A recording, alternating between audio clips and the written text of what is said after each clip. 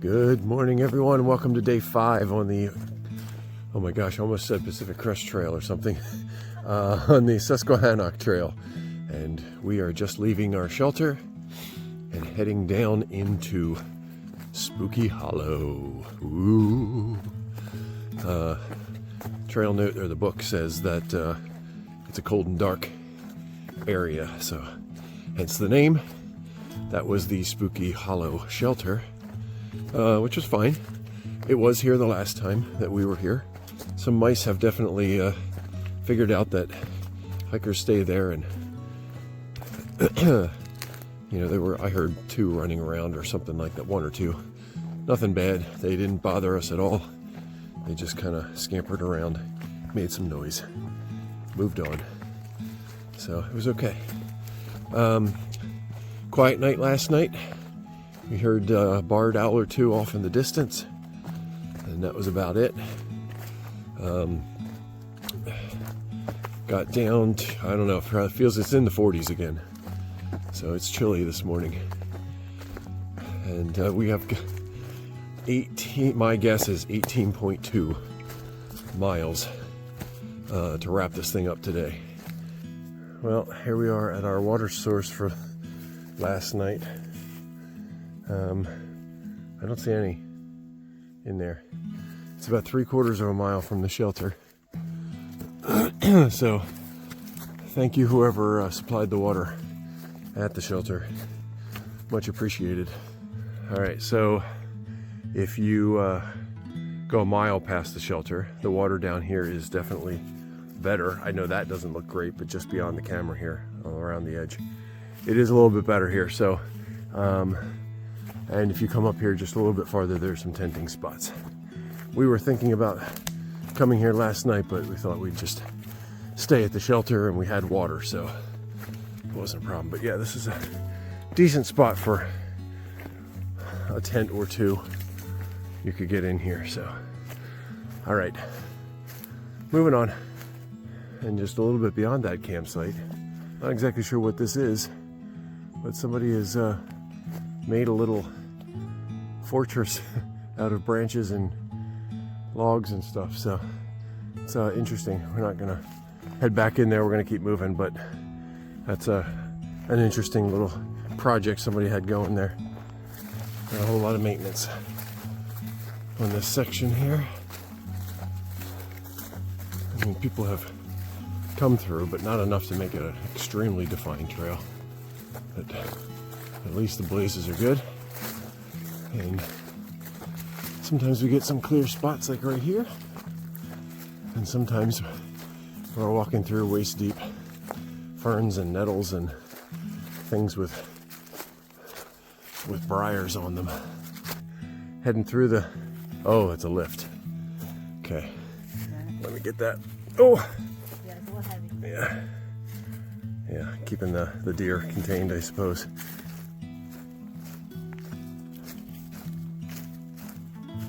Whew. This is a steep descent coming down this. That doesn't even, I mean, it's hard to really give you an idea of what it's like. It's really steep.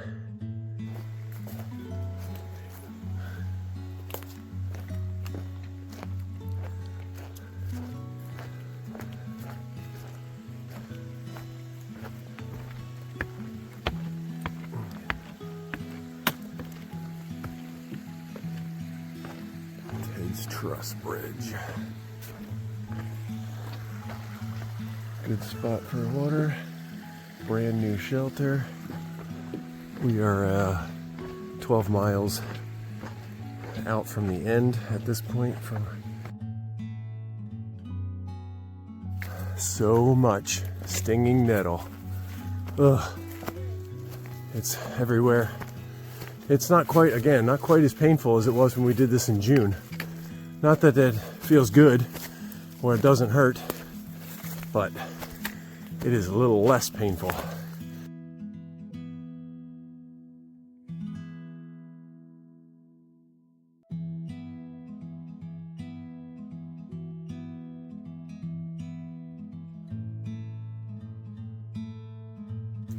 All right, we're about somewhere around mile 39.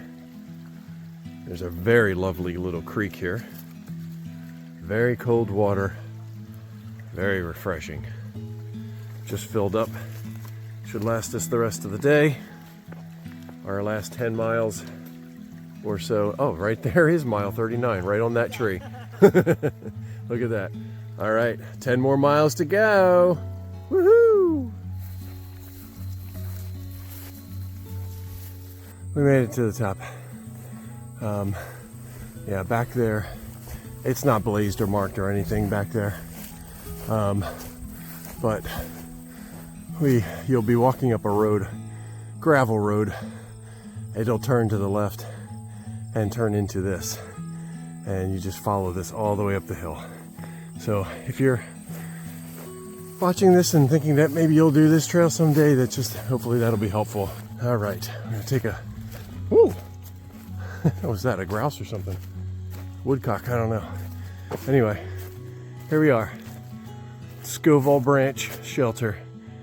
Here we go. The last 6.5 miles of the Susquehannock Trail. Walking back into Cross Forks. I think there's a bucolic grassy meadow coming up. And we'll see what else. All right, a little farther down, and yes, the water has arrived. Pretty close to the trail here. Just, another, I don't know, 15, 20 feet down there. Pretty good. Actually, a decent amount of water considering how dry it's been lately. So that's not bad. That looks like another. And then, yeah. Potentially beaver Yeah, probably a beaver dam or something right there. And there is the meadow. Beautiful.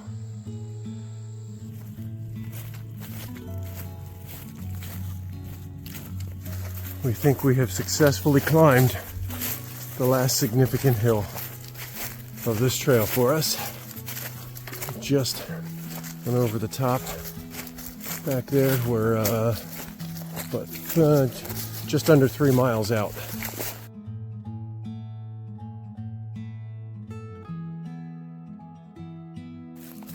Mile 48. You know what that means. This is the last mile of town. Woohoo! So close. Can almost taste it. We gotta go up and around. Big tree. Lots of debris in the way. And there it is, folks.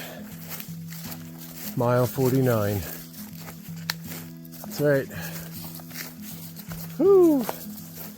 And right down here is the, I don't know, village of Cross Forks? I don't know really. Yeah, whatever town, I'm not really sure what it is. Whoops. Here we are. We did it. Now we just have to figure out where we parked. So, we made it. Trail comes down here. There is a little store, a little grocery store kind of thing, right down here where those cars are. And there's a, I don't know, is that a restaurant? I think it's a restaurant right over there. Yeah. So, nice little place. If you are continuing on the trail, you go right there across the bridge, head up to where that white house is, make a left, and walk up the road close to a mile, about at 0.8, I think. And then you'll head up into the woods, up into the mountains. All right, here we are. Hope you enjoyed it. We're exhausted.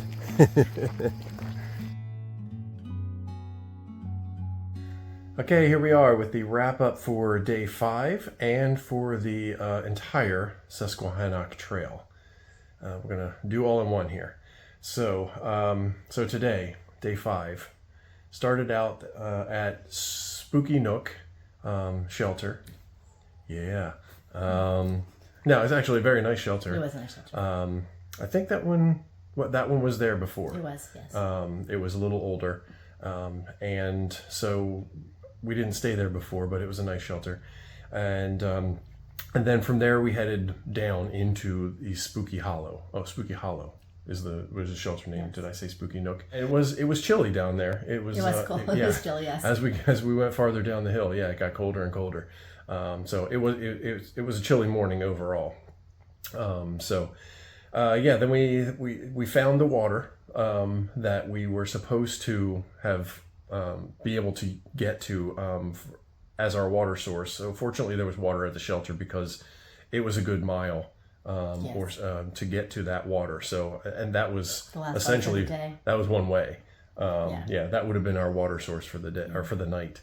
So, fortunately, we didn't have to. But if you skipped the shelter because there was no water and went down to that, at least there was some camping down there. Yes, there was. So it was a nice space down there as well. Probably would have just been a little chillier. So we did that, and there wasn't anything else.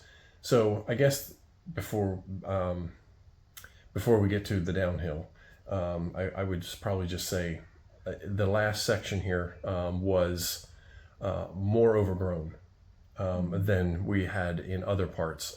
Certainly there was overgrowth in other places as well, but I feel like that latter, the last half of this last day was more stinging nettle that was taller, more overgrowing the trail, things like that. So it was a little bit more than we had in other places. Well, it's compounded by this point as well. And that's true. Yeah, at least mentally, it's compounded.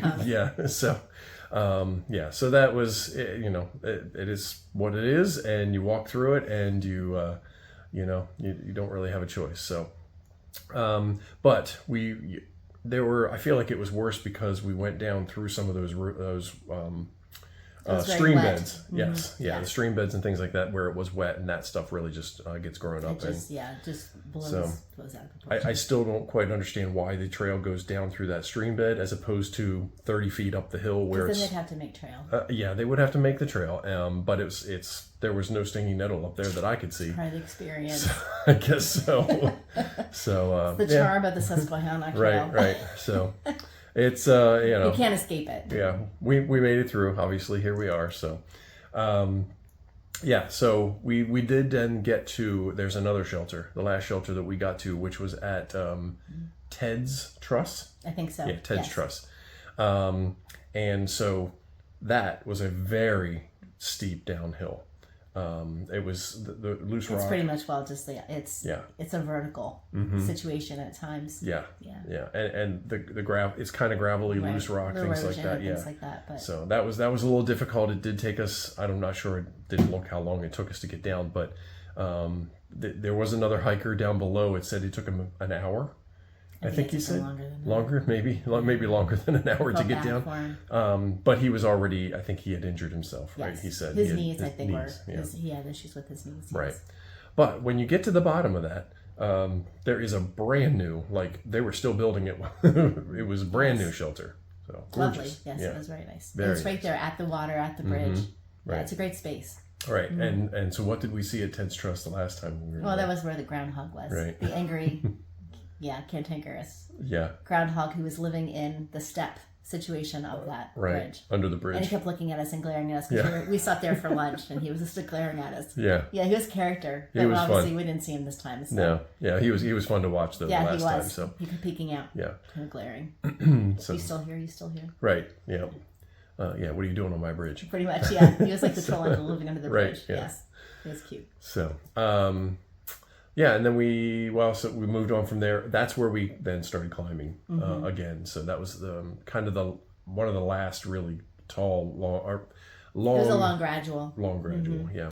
Again, through the stinging nettle. It wasn't terribly steep, but it was. Right. Yeah. It was just long and drawn out.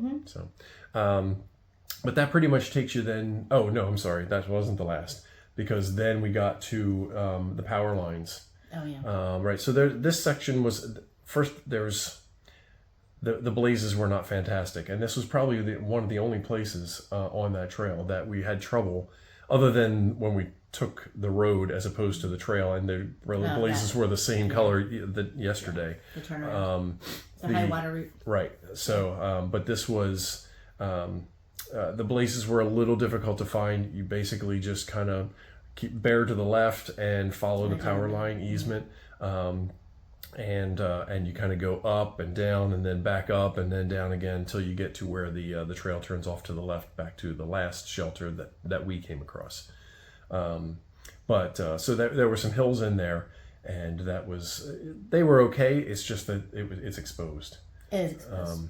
So that's the this gravel road at some points there, right too. Mm-hmm. So, yeah. And so fall or early spring or something would be great. Summertime. I mean, it wasn't so bad this time. When we did it in June, July, it was really hot. Out there. So that's a really nice shelter down there. I don't recall the name of it off the top of my head. We did stay there the last time.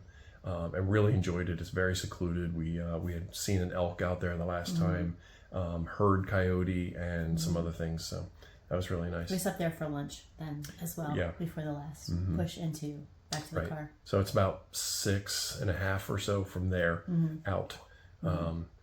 So I think there's one last, not so bad, again, kind of drawn out hill there after you leave that to kind of get to the top of the ridge before you walk essentially across, and then a very gradual, long, maybe 2 miles long down, gradual into town. So it was it wasn't a bad day. I mean, it was 18 and plus for us. Water through that stretch though is pretty much non-existent. Right. I mean, we had a difficult time when we did it the first time around.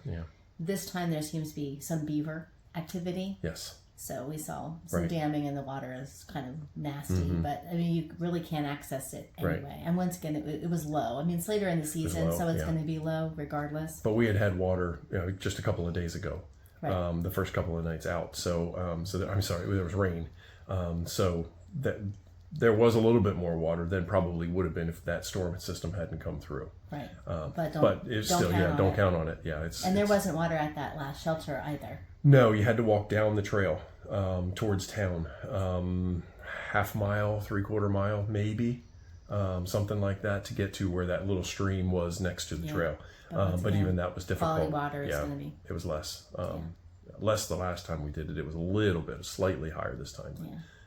Anyway, so so that's it. And then walked down into town. So that was, and unfortunately the store was closed for us this time. So I was looking forward to having some cold drink there, but we had to drive on to get it. So, but there is a restaurant there in town. Don't recall the name. There's a bar. There's a motel there as well. There's a motel. So that's day 5 for us. And so overall, trail perceptions, I guess, comparisons, whatever. I remember a lot of, it didn't disappoint in regards to what I remember about the trail. The up, down. Mm-hmm. The remoteness of it is fantastic. Yes. I mean, it's just quiet. There are just days where it's just silence, which is awesome. Right. And the stinging nettle. Stinging nettle. I think that seasonally you're just not gonna. I don't know how it grows in the spring, but as far as summer and fall, it's just gonna be there. There's lots of it. Yes. And sometimes, like we just said, this last day for us in particular, you're just walking through it because the trail goes right through the stream beds. Yeah. So. But it is very remote. Beautiful. It is beautiful. It's beautiful in that it's Pennsylvania woods, and it's very nice, and it's very remote. If you're going out there to look, try to see some nice overlooks and views and things like that, you're really not going to get much of that. There's one right after the start, right at mile 0.5 or something like that. There is an overlook. The Black Forest Trail is better known for the views. Mm-hmm. Yes. Right. Yes. But otherwise you're walking through the nice woods. The trail. The shelters are a nice added addition, nice, and obviously they must have great maintainers out there in regards of supplying water at those shelters. So I mean, it's in that regard, it's maintained, and there are people who are, kind of helping along, I suppose. Doing the work. So just. It would be nice if there was a little bit more trail maintenance, but again, we were later in the season. It's not heavily trafficked trail, right? So things are going to get overgrown pretty quickly, right? So, okay, I think that's it. You have any other comments? Okay, all right. So that's Susquehannock Trail in northwestern Pennsylvania, 84 miles. So hopefully you enjoyed that little peek at that. And I'm not sure if we'll do that one again or not. We'll, sometime in the future when the memory wears off a little bit, the stinging nettle wears off. Yeah, that's right. What it is more than anything else. Yeah. So all right. We will talk to you soon when we tease our next adventure. Oh, Yeah. All right. Have a good day, everyone.